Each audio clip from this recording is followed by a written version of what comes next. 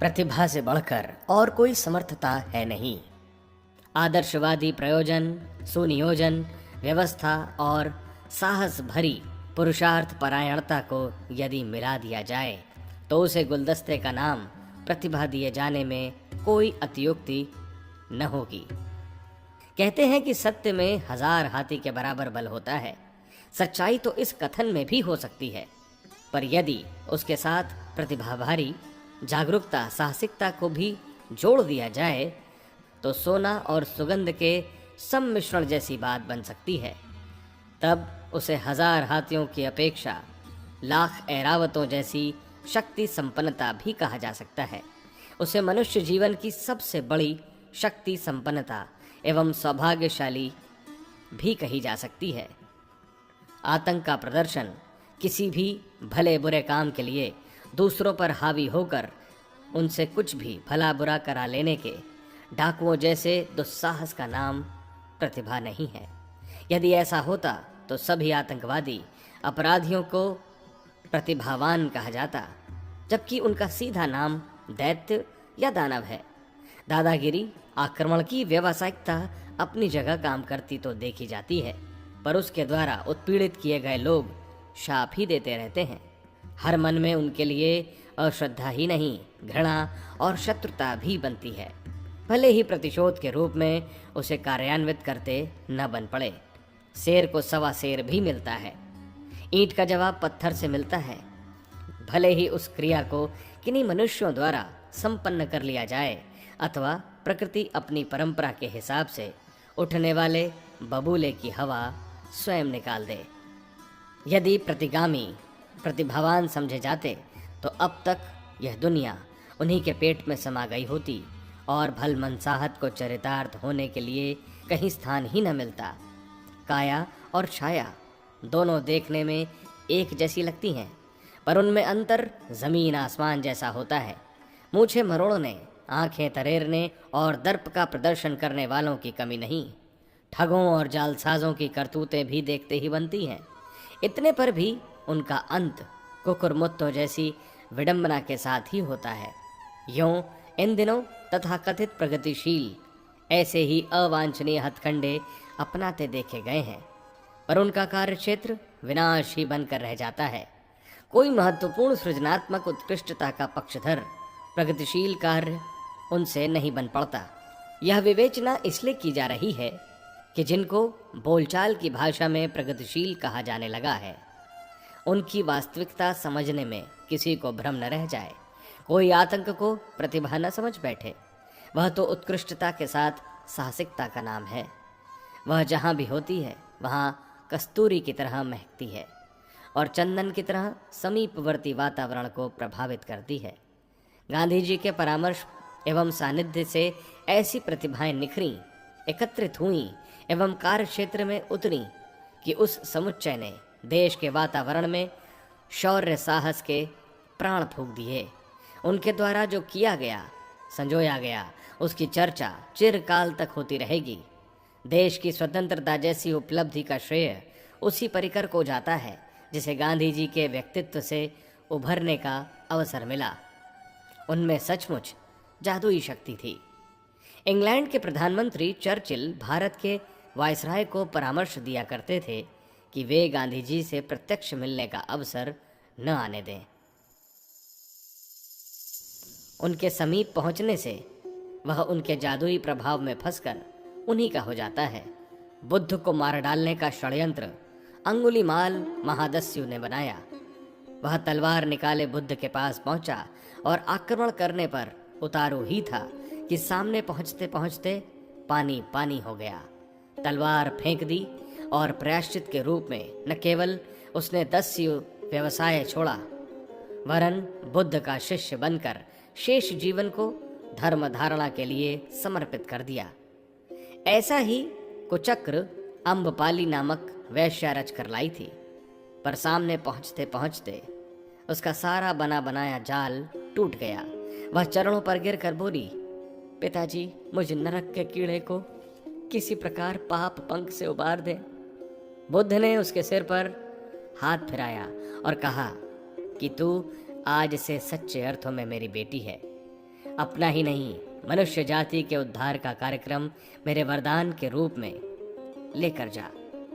सभी जानते हैं कि अम्बपाली के जीवन का उत्तरार्ध किस प्रकार लोक मंगल के लिए समर्पित हुआ।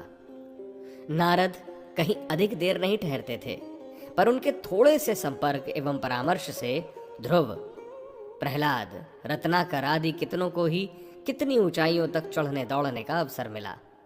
वेद व्यास का साहित्य सृजन प्रख्यात है। उनकी सहायता करने गणेश जी लिपिक के रूप में दौड़े थे। भगीरथ का पारमार्थिक साहस धरती पर गंगा उतारने का था। कुछ अड़चन पड़ी तो शिव जी जटा बिखेर कर उनका सहयोग करने के लिए आ खड़े हुए। विश्वामित्र की आवश्यकता समझते हुए हरिश्चंद्र जैसों ने अपने को निछावर कर दिया। माता गायत्री का सहयोग उस महर्षि को जीवन भर मिलता रहा। प्रसिद्ध है कि तपस्विनी अनुसुईया की आज्ञा पालते हुए तीनों देवता उनके आंगन में बालक बनकर खेलते रहने का सौभाग्य लाभ लेते रहे। जापान के गांधी कागावा ने उस देश के पिछड़े समुदाय को सभ्य एवं समर्थों की श्रेणी में ला खड़ा किया था। महामना मालवीय, स्वामी श्रद्धानंद, योगी अरविंद, राजा महेंद्र प्रताप, रविंद्रनाथ टैगोर की स्थापित शिक्षा संस्थाओं ने कितनी उच्च स्तरीय प्रतिभाएं विनिर्मित करके राष्ट्र को समर्पित की। इन घटनाक्रमों को भुलाया नहीं जा सकता। विवेकानंद, दयानंद आदि के द्वारा जो जन कल्याण बन पड़ा उसे असाधारण ही कहा जाएगा। प्रतिभाएं सदा ऐसे ही कार्यक्रम हाथ में लेती और उसे पूरा करती हैं। रियासतों को भारत गणतंत्र में मिलाया जाना था। कुछ राजा सहमत नहीं हो रहे थे और अपनी शक्ति का परिचय देते हुए तलवार हिला रहे थे। सरदार पटेल ने कड़क कर कहा, इस तलवार से तो मेहतरों की झाड़ू अधिक सशक्त है, जो कुछ कर तो दिखाती है। राजाओं को पटेल के आगे समर्पण करना पड़ा। राणा प्रताप, छत्रपति शिवाजी, राजा छत्रसाल आदि के पराक्रम प्रसिद्ध हैं, जिन्होंने स्वल्प साधनों से जो लड़ाइयाँ लड़ी उन्हें असाधारण पराक्रम का प्रतीक ही माना जा सकता है। लक्ष्मीबाई ने तो महिलाओं की एक पूरी सेना खड़ी कर ली थी और समर्थ अंग्रेजों के छक्के ही छुड़ा दिए थे। चाणक्य की जीवनी जिन्होंने पढ़ी है वे जानते हैं कि परिस्थितियां एवं साधन नहीं वरन मनोबल के आधार पर क्या कुछ नहीं किया जा सकता है।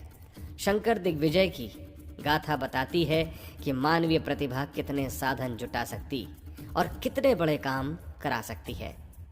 परशुराम ने समूचे विश्व के आतताइयों का मानस किस प्रकार उलट दिया था यह किसी से छिपा नहीं है। कुमार जीव ने एशिया के एक बड़े भाग को बौद्ध धर्म के अंतर्गत लेकर कुछ ही समय में धार्मिक क्षेत्र की महाक्रांति कर दिखाई थी। नेपोलियन भयंकर युद्ध में फंसा था। साथ में एक साथी था। सामने से गोली चल रही थी। साथी घबराने लगा तो नेपोलियन ने कहा, डरो मत, वह गोली अभी किसी फैक्ट्री में ढली नहीं है जो मेरा सीना चीरे। वह उसी संकट में घिरा होने पर भी दंदनाता चला गया और एक ही हुंकार में समूची शत्रु सेना को अपना सहायक एवं अनुयायी बना लिया। प्रतिभा ऐसी ही होती है।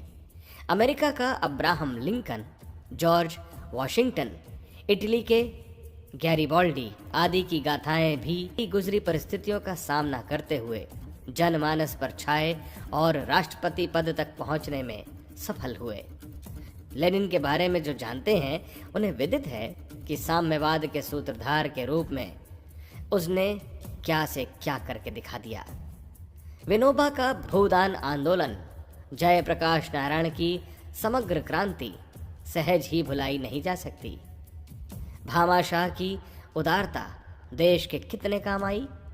बाबा साहब आमटे द्वारा की गई पिछड़ों की सेवा एक जीवंत आदर्श के रूप में अभी भी विद्यमान है। विश्वव्यापी स्काउट आंदोलन को खड़ा करने वाले विडेन पावेल की सृजनात्मक प्रतिभा को किस प्रकार कोई विस्मृत कर सकता है। सुभाष चंद्र बोस की आज़ाद हिंद सेना अविस्मरणीय है। भारतीय साहित्यकारों के उत्थान की गाथाओं में कुछ के संस्मरण बड़े प्रेरणाप्रद हैं। पुस्तकों का बक्सा सिर पर रखकर फेरी लगाने वाले भगवती प्रसाद वाजपेयी, भिक्षान्न से पहले बाल कृष्ण शर्मा, नवीन, भैंस चराने वाले रामकृष्ण बेनीपुरी आदि घोर विपन्नताओं से ऊंचे उठकर मूर्धन्य साहित्यकार बने थे। शहर के कूड़ों में से चिथड़े बटोरकर गुजारा करने वाले गोरकी विश्वविख्यात साहित्यकार हो चुके हैं। यह सब प्रतिभा का ही चमत्कार है। उन्नति के अनेक क्षेत्र हैं, पर उनमें से अधिकांश में उठना प्रतिभा के सहारे ही होता है। धनाध्यक्षों में Henry Ford, Rockefeller, Alfred Nobel, Tata, Birla आदि के नाम प्रख्यात हैं। इनमें से अधिकांश आरंभिक दिनों में साधारणित स्थिति में ही रहे हैं। पीछे उनके उठने में सूझबूझ ही प्रधान रूप से सहायक रही है। कठोर श्रमशीलता, एकाग्रता एवं लक्ष्य के प्रति सघन तत्परता ही सच्चे अर्थों में सहायक सिद्ध हुई है। अन्यथा किसी को यदि अनायास ही भाग्यवश या पैतृक संपत्ति के रूप में कुछ मिल जाए तो यह विश्वास नहीं किया जा सकता कि उसे सुरक्षित रखा जा सकेगा या बढ़ने की दिशा में अग्रसर होने का अवसर मिल ही जाएगा। व्यक्ति की अपनी निजी विशेषताएं हैं जो कठिनाइयों से उबरने, साधनों को जुटाने, मैत्री स्तर का सहयोगी बनाने में सहायता करती है। इन्हीं सब सद्गुणों का समुच्चय मिलकर ऐसा प्रभावशाली व्यक्तित्व विनिर्मित करता है जिसे प्रतिभा कहा जा सके, जिसे जहाँ भी प्रयुक्त किया जाए वहाँ अभ्युदय का, श्रेय सुयोग का अवसर मिल सके। प्रतिभा के संपादन में, अभिवर्धन में जिनकी भी अभिरुचि बढ़ती रही है, जिसने अपने गुण, कर्म, स्वभाव को सुविकसित बनाने के लिए प्रयत्नरत रहने में अपनी विशिष्टता की सार्थकता समझा है, समझना चाहिए उसी को अपना भविष्य उज्जवल बनाने का अवसर मिला है, उसी को जनसाधारण का स्नेह सहयोग मिला है। संसार भर में जहाँ भी खरे स्तर की प्रगति दृष्टिगोचर हो, समझना चाहिए कि उसमें समुचित